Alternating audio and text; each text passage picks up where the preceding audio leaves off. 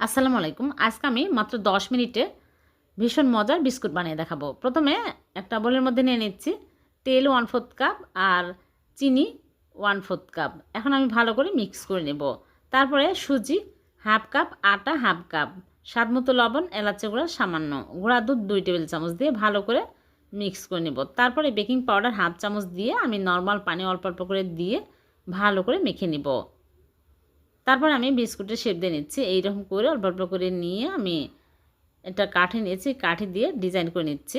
সবগুলো মিষ্টি আমি এইরকম করে বানিয়ে নিয়েছি। তারপরে গরম তেলের মধ্যে আমি একটা একটা করে দিয়ে উল্টে পাল্টে ভেজে নেব।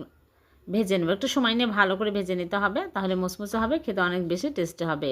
এই বিস্কুটগুলো সকাল বিকেলে চায়ের সাথে খেতে খুবই ভালো লাগে, আবার চাইলে অনেক দিন পর্যন্ত স্টোর করে রাখতে পারবেন।